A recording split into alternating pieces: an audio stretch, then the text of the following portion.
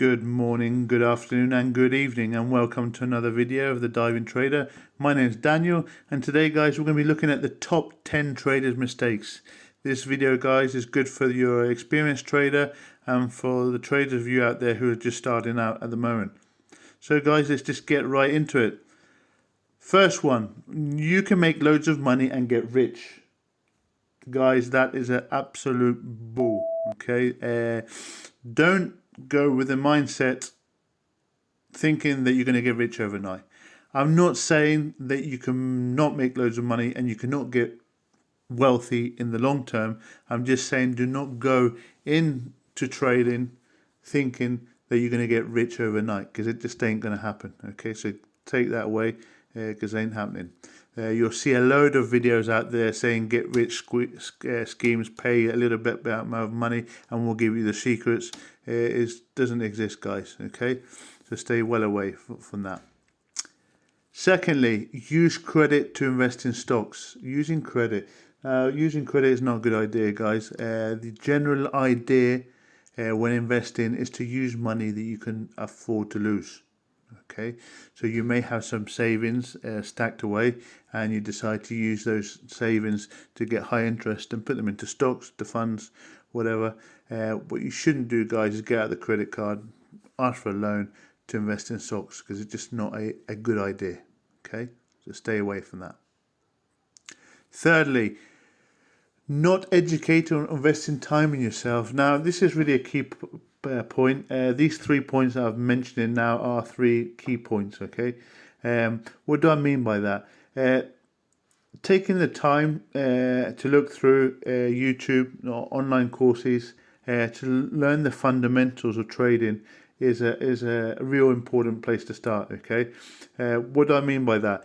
If you have some money to invest and someone say to you, "Oh, invest in this or invest in that," without you having known anything about the trading world or anything about that particular stock, it's really not a good idea, guys. It's just like gambling. Okay, what you really want to do is do your fundamental research into looking at that company, and you also want to know what you're talking about.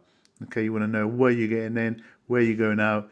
So if you're watching this video, for example, and you don't know what a long or a short is, or bearish or bullish, then you're in the right place, because you need to start educating or investing time into looking into the key basics of trading. Okay.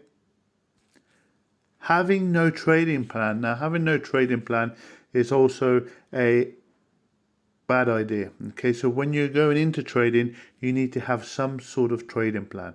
Okay, so if you're looking at a stock in particular and someone recommends and you're looking into it, and at that point that stock is overvalued, for example, it doesn't mean you have to buy it then or there. Okay, you might want to say, hang on a minute, I want to wait until the price, I think that it's overpriced. I want to get down when it goes to below $13, for example, just as an example. So you've got a plan there. So you've got an entry point, and then you want to look at an exit point. Okay, that exit point could be, look, in a year's time, I want to look at a 30% return on this stock.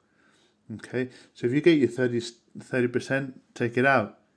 Likewise, on the other way down, if you're losing money, you need a plan to say, right, if I lose this amount of money or this percentage on a stock, I'm getting out at this point. Okay, so it's really key to use a trading plan. Okay,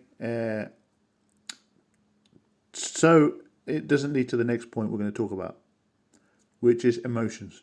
Emotions can be a virus, guys, an absolute virus for you when it comes to the trading world. Okay, what do I mean by that? You shouldn't let your emotions take over. Okay, what do I mean? Let's say if you like a product in specifically, and that product you buy or that product or you use that product, but that company's product or that company in general is not doing too well. Now, you cannot be holding on to that product if you know that if you've studied the fundamentals and you see that the company is losing money and it looks like it's going through a downturn for a long time. Don't let your emotions think, oh God, I love the products they sell, because at the end of the day, guys, we're not buying the product. Okay, we're in this to make some benefit, to make some return on our investment. Okay. Emotions can be such as watching the news. If you're watching the news and you all of a sudden see Apple stocks have gone down because they've lost so much, or blah blah blah blah blah blah, Don't let get your emotions. If you've studied your fundamentals or you've had a trading plan, stick with it. Don't let the news, don't let people bog you down because the price has gone down on that specific day. Next step, guys, taking profits. Now, taking profits when you can, where you can, is a part of the trading plan, basically. So the trading plan I've mentioned before, this should come in with it. So taking profits. So in other words, taking profits at the right time. So if you've had a stock for a couple of years and your plan was to get a 40% return, take those profits. Okay, take them profits out and then invest them into something else. So taking profits and moving them your money into other stocks is always a good idea, guys. So you don't doesn't mean you have to hold on for it until you die. Okay, so take profits while you can. The next step is the complete opposite. It's holding a losing trade, guys. So you're holding a trade that you know is losing money, and you know it's not going to probably bounce back for a long time. You've got to get out, guys. Don't think, oh, I like this product, or I think it's going to go back up. If you've looked at the fundamentals of that company, you've looked at their financial sheet, and you've seen that they're down on revenue, they're closing loads of places. Let's say if it's a shop, for example, or a brand of some sort, and you just don't see the future for this company, but you like their products, don't hold on to it. Okay, move on, guys. Next, I've mentioned this already a little bit before, but listening and asking others what to buy. Now, guys, this is a mistake.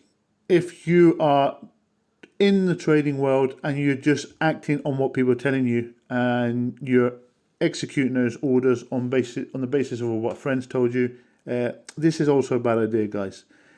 I'm not saying that it's not bad to listen to others. I listen to a lot of people. I listen to other people's analysis on YouTube, and I take it on, and I do my own research as well. Okay, so it's really important that you do your own research when going forward, not just always listening or asking what others to buy. Because there's a lot of hype out there on a lot of stocks, so you just want to be careful there. Dollar cost averaging down without understanding the market. I've actually published a video which you can see in the link here on dollar cost averaging, and I've talked about it. It's a strategy that I use a lot, and this point actually is a point where you really need to have experience. Okay, this is not something that you're going to learn in one day. It's something just to be aware of. Okay, so I can't tell you how to do it, nor I don't always know how to do it. So you really need to understand the market. So if you have a certain stock, or you're invested into certain funds of some sort, okay, and you want to do some dollar cost averaging, you need to know where the point is good to buy. Okay, so again, it leads back to having a trading plan. It's all associated, guys. So if you have a company that's losing money and it's going down, dollar cost averaging is not going to be a good idea, because you're probably looking at the fact that this company is not going to return back to how it was before. There are exceptions, okay? Let's just take, for example, I don't know, let's say Tesla at the moment. Tesla at the moment, there's a lot of volatility. However, I, as a Tesla investor, believe in the long term that this company is going to get bigger and bigger and grow, okay? So you'll probably see it drop one day, and I would take advantage. I would cost average, because I know that company in the future is going to grow, okay? And then finally, guys, this is really the last but not the least, looking at the big picture, okay? Looking into the long term and not the short term, okay? Like I said, I'm a long-term investor, okay? So I like to look at the long term. I'm not a day trader. I can't do that. So look in the long term and short term. So it's related to the fact that if you see stocks up and down, and you're thinking, oh my God, next month if they don't come down, if they don't come down or they don't go up in price, I'm going to sell.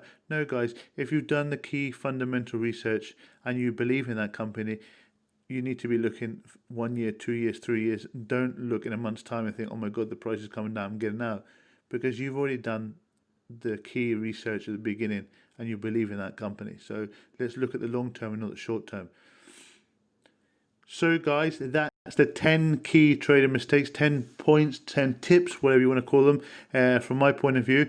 I hope you've enjoyed the video, guys. If you have any comments, or you don't agree, or you agree with any of these 10 points that I've mentioned, feel free to put something in the comments box down below.